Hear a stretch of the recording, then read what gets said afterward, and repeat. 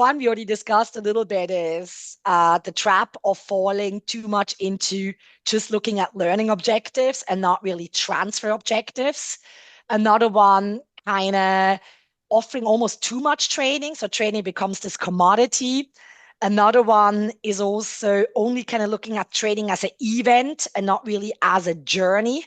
And when you kind of look at the 12 levers, you can see that they're kind of categorized in three parts. Levers that are connected to participants, levers in the design, and levers to the organization. And what we very often see is that people, and I understand it because it's the area that it's the most directly in our control. We tend to over focus on the design because that's easier. Whereas we kind of feel everything which is in the organization is too difficult and we don't have full control over it. So we kind of ignore that and we kind of over focus on the design. And so I think it's a little bit too much of a tunnel view as well. And then, of course, there are different myths connected to different levers. So I just give you a couple of examples to make it very tangible. So one of the levers is active practice. And, I think I've never come across a trainer or an organization or an L&D professional that told me, oh, no, we don't do that.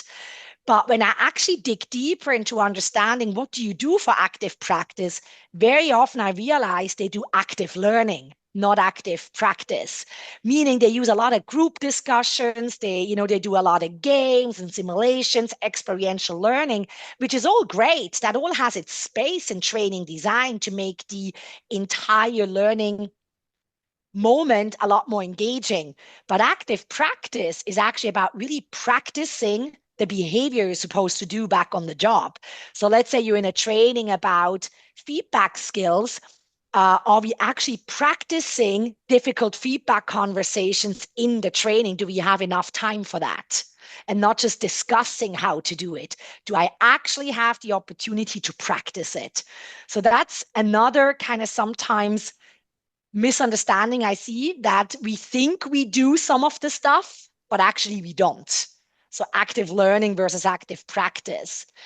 Another lever is about transfer planning. And I've never really come across a trainer who doesn't do action planning. But again, how do we do the action planning? There's a couple of things we observe very often. And I'm guilty too. It has happened to me. At the end of a long training, we're starting to run out of time because we had too much content, too many discussions. And so we don't have enough time for action planning. And so we just say we shorten it.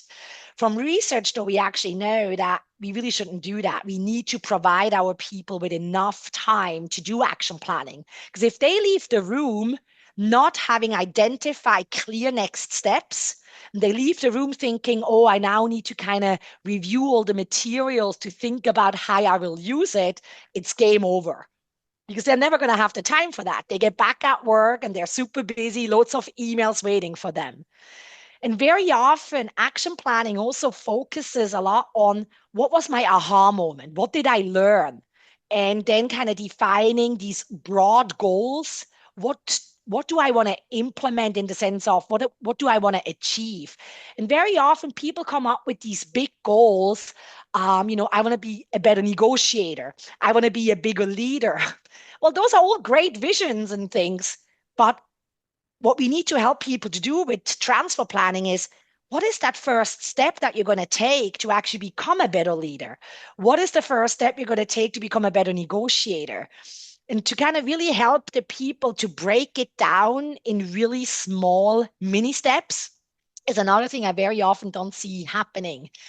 And so to answer your question in a very short way now, to summarize it, I think one challenge I see with transfer is very often at the superficial level, we think we do stuff, but when you actually go deeper, we realize maybe we are not doing it the way we should be doing it to really support our learners. It's the same reason why a lot of our New Year's resolution fail. Very often at the beginning of a new year, people say, I want to lose weight, I want to quit smoking, I want to do more sports, but those are all big goals. And what is that first little step, that I'm going to take to make it happen? Because it's the first step that's the hardest. And so we also got to think about how can we, stay in touch with our learners to keep nudging them to actually take those steps.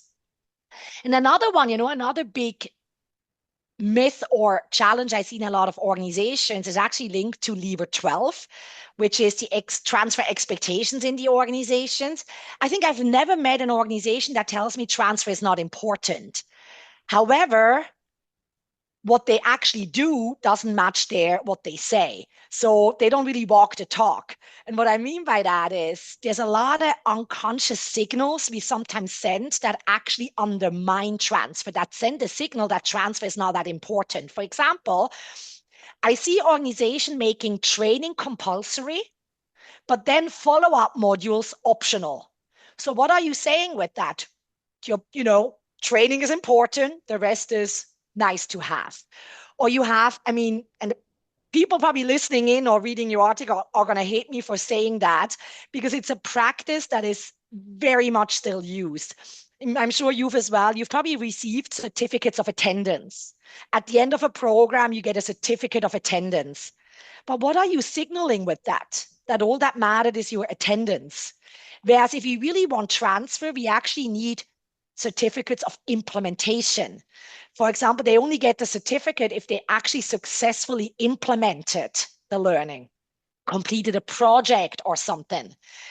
That's another one, and I know culturally that can be very difficult, because in some cultures, that photo at the end of the workshop with the trainer and the certificate is really important.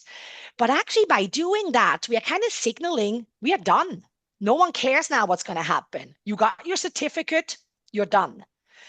Also in feedback forms, a lot of feedback forms about training still focus a lot on satisfaction, where we ask participants, how satisfied were you with the training? And so again, what we are signaling with that is that our objective was to make you happy. Whereas maybe we should change the question to how relevant was the training?